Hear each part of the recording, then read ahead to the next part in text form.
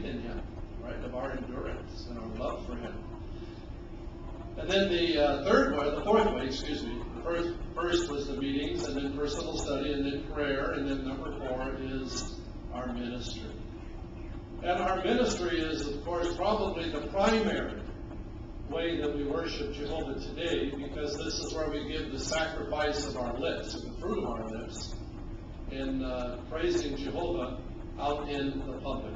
And it really is the basis of our name. And what are we? What is our name? Jehovah's Witnesses, in case you're wondering. I didn't see any lips moving the right way there, so I got a little nervous. But we are Jehovah's Witnesses. Now, what if we didn't go out and worship Jehovah in the field? Ministry.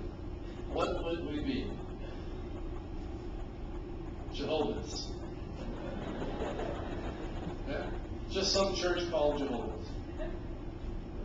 Anybody ever call you Jehovah's? What are you doing, Jehovah's? Actually, in school, they say, you're Jehovah. Yeah, you went to school here locally? Didn't they call you? Yeah, they used to call me watchtower and wait 10 cents. Yeah, seriously. And, or are you a Jehovah? Now, that's actually kind of what? Isn't that irritating?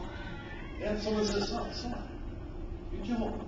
And you're going, oh, if only. Yeah. Right. I mean, it's very, very irritating not to get the name right.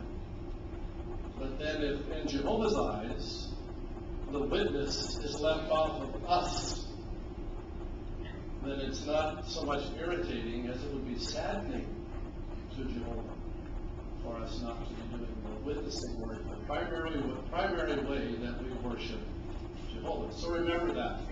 We make it possible for ourselves to conquer the world, right? To praise Jehovah, to make His name known, to do the same things that Jesus did, including helping people to get life.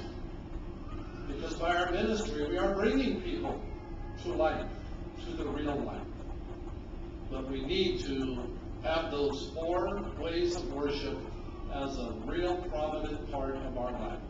So our meeting attendance, our personal study, our prayer, and the thing that makes you a witness of Jehovah, and that's our ministry. Now, we also need to recognize that the world exerts a real strong influence on all of us. We talked about the spirit of the world, right? It's called air. And we were on the Big Island a while back, but actually we were just here. I mean, of course we were just here. Just this last week, the fog, wasn't that horrible? We were driving down the street and couldn't even see the end of the road, and all of that fog. Now, when you're breathing, of course you can't see the fog right here, but for the guy that's standing in it down there, aren't you thinking, wow, that poor guy, he's breathing in all that stuff. What do you think he's saying about you? Hi, look at that fella up there. He's drinking, smelling in, breathing in all of that fog. So though you might not notice the fact that you're doing that, you can't really see it right in front of you.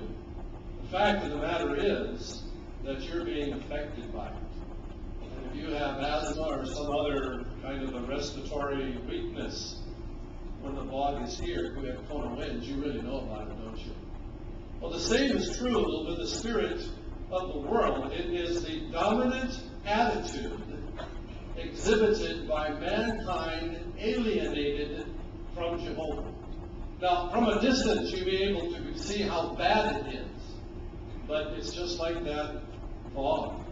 See, you're being affected by it, whether you like it or not.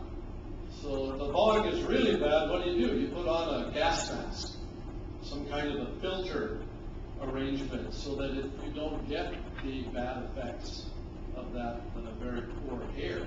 So we need to do the same thing. And we do that by training ourselves, as we've learned here at the assembly, to want to have nothing to do with the world and the things in the world that can become evil. Remember now, they weren't necessarily terrible things. They were just normal things that we allow to become imbalanced. And then they take away our time and our energy from worshiping Jehovah with all that we can possibly give him. Now, let's turn our Bibles to the book of James chapter 4 and verse 4. And let's look for one word that really puts us on guard with regard to desiring the things of the world.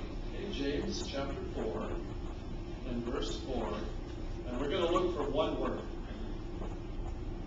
Okay, adulteresses, do you not know that friendship with the world is enmity with God?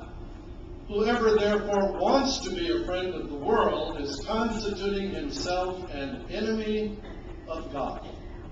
So there's one word that helps us to see why the Bible gives such strong admonition in holding fast to the standards of Jehovah. Did you find the word? Okay, how many saw wants? You don't have to raise your hand, that's rhetorical. But that's the word. See, it doesn't say who is a friend of the world, I mean, it does earlier. But it tells us that whoever wants to be a friend of the world is an enemy of God. So you don't even have to do it yet. Right? You just have to be kind of not hating the bad. Right? Not really looking for the good to overcome the evil, to conquer the evil. So there's some work that we need to do. So right now we conquer the world by our reliance on Jehovah and our reliance on his promises, by our zealous preaching activity, by our sticking to the moral standards that the Bible has, and by our steadfast adherence to the direction that we receive from the faithful and discreet slave class and its representatives. That would be the elders and the traveling brothers.